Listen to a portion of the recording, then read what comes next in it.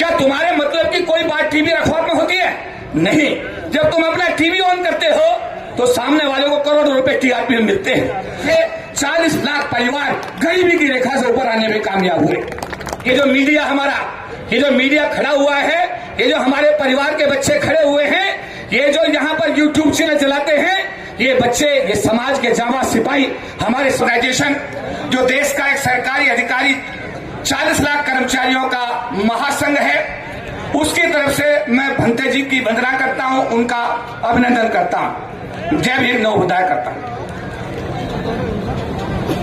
आज जो ये समागम है, इसमें अगर हमने कुछ निर्णय लिए और अपने समाज को कोई दिशा देने की कोशिश की, तो इसमें जो करोड़ों रुपए आज समाज का लगा है, जो लोग आज इतनी कड़ी धूप में यहां आकर के बैठे हैं, पसीना पूछ रहे हैं, जो भंते जी ने दिन रात मेहनत की है, मुझे लगता है कि अगर आज कुछ नतीजे निकलेंगे, आगामी हमारा आंदोलन और दिशा तय होगी, तो ये बाबा साहब अम्बेडकर के आंदोलन को सच्ची श्रद्धांजलि होगी। मैं सरकारी क्षेत्र को रिप्रेजेंट करता हूं। 40 लाख लोग सरकार की नौकरी में थे।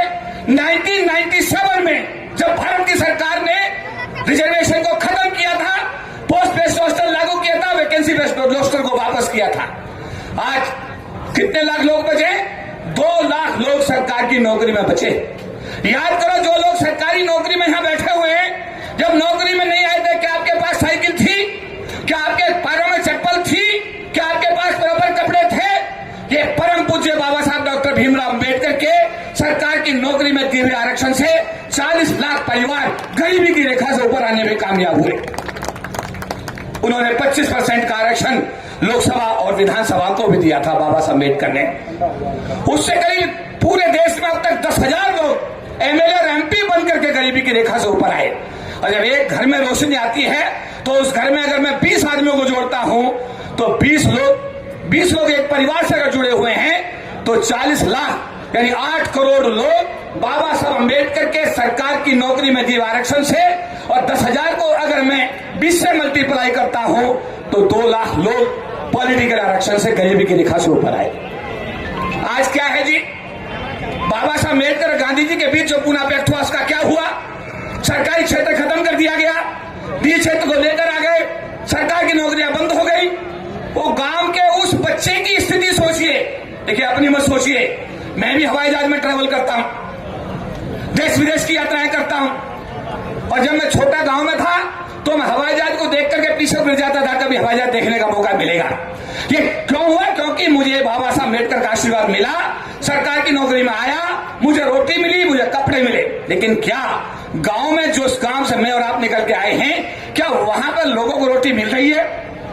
आज जितने सरकार की नौकरी में हमारे से लोग आए, उनका बच्चा किसी का लंदन में है, किसी का अमेरिका में है, किसी का कनाडा में है, किसी का आईएएस है, किसी का आईपीएस है। यानी ये बाबा साहब अम्बेडकर के आरक्षण को ये जो 0.23% लोग, 35 करोड़ की आबादी वाले SC/ST समाज में 0.23% जो लोग सरकार की नौकरी में आए, उसका आरक्षण जो भी थोड़ा घना बचा है, उसका लाभ हमारे जैसे और आप जैसे लोग ले रहे हैं। गांव के उस गरीब बच्चे को, जिसको स्कूल में जाने का मौका नहीं मिलता, जिसको किताब नहीं मिलती, क्या उस बच्चे के हिस्से में भी कभी खुशहाली आएगी? इस पर सोचना विचारना सरकार का काम नहीं, बल्कि हमारा काम भी होना चाहिए। क्या एक बच्चे को, बाबा साहब ने तो अपने बच्चों की कुर्बानी दे दी। बाबा साहब कोई बच्चा आईएएस नहीं बना, आईपीएस नहीं बना, कोई मिनिस्टर नहीं बना आज तक बाबा साहब का परिवार का आदमी, और बाबा साहब ने हजारों मिनिस्टर बना दिए, हजारों आईएएस बना दिए, हजारों आईपीएस बना दिए। क्या हम भी कोई बाबा साहब का अनुसरण करते हुए क्या जिम्मेदारी ले सकते हैं? क्या गांव का एक बच्चा गोद ले सकते हैं? उसकी फीस दे सकते हैं? क्या ये बाबा साहब के मिशन के लिए सच्ची श्रद्धांजलि होगी या नहीं होगी? हाथ उठा के बताइए, होगी नहीं होगी? ये करना चाहिए नहीं करना चाहिए? देखिए, बच्चा रोता नहीं तो माँ भी दूध नहीं पिलाती, बच्चा रोता नहीं तो माँ भी दूध नहीं पिलाती। भंते जी ने गोरखपुर की इस भूमि पर आकर के जो ये लाखों लोगों का समागम किया है, इससे समाज को भंते जी ने एक नई दिशा देने की कोशिश की है। मैं भंते जी, सरकारी अधिकारी कर्मचारियों की तरफ से, भंते जी मेरी बात का ध्यान दें, सरकारी अधिकारी कर्मचारियों को मैंने आदेश दिया था, रेलवे के हमारे सीनियर लीडर यहां मौजूद हैं, हमारे LIC के लोग मौजूद हैं, बैंक के लोग मौजूद हैं, कि इस कार्य में तन मन धन से सहयोग करें, और उन लोगों ने सहयोग किया। और मैं आगे भी आपको आश्वासन देता हूं, विश्वास कि अगर रामला मैदान में भी अगर कोई समागम आप करेंगे, लाखों लोगों का बौद्ध धर्म का कन्वर्जन कार्यक्रम करेंगे, ये महासंघ का एक आदमी तन से, मन से और धन से बनते ही आपको सहयोग करेगा। लास्ट में ये जो मीडिया के लोग हमारे हैं, रवीश कुमार जी एक मीटिंग में थे, उन्होंने कहा बोलो, उन्होंने कहा नहीं बोलूंगा, कि बोलिए साहब बात कहिए, नहीं करूंगा। उन्होंने कहा अगर एक बात कहो, अगर मेरी सुनोगे, सवाल नहीं करोगे, तो उन्होंने बोलना शुरू किया रवीश कुमार जी ने। उन्होंने कहा तुम टीवी क्यों देखते हो, अखबार क्यों पढ़ते हो, क्या तुम्हारे मतलब की कोई बात टीवी अखबार में होती है? नहीं। जब तुम अपना टीवी ऑन करते हो तो सामने वाले को करोड़ों रुपए टीआरपी मिलते हैं, अपने दुश्मन को तुम मालदार करते हो, और अब तुम्हारे समाज की कोई बात होती नहीं है। समाज की बात कौन करता है? ये जो मीडिया हमारा, ये जो मीडिया खड़ा हुआ है, ये जो हमारे परिवार के बच्चे खड़े हुए हैं, ये जो यहाँ पर यूट्यूब चैनल चलाते हैं, ये बच्चे, ये समाज के जांबाज सिपाही हमारे समाज की आवाज को उठाते हैं। मैं धन्यवाद करूंगा भंते जी का कि भंते जी ने इन सबको बुलाया है। मेरी भी कोशिश होती है कि मैं जितना भी संभव होता है इनको सहयोग करूं।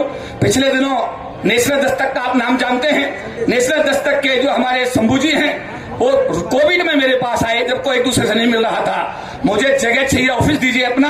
और कनाट प्लेस का जो ऑफिस जो लोग आए हैं, बाबा साहब के आशीर्वाद से 4000 स्क्वायर फीट का कनाट प्लेस में जो कार्यालय आपके समाज का है, वो हमने नेशनल दस्तक के हमारे शंभू साहब को दिया, और कोविड में उन्होंने वहां पर आपके समाज के आवाज को उठाने का काम किया।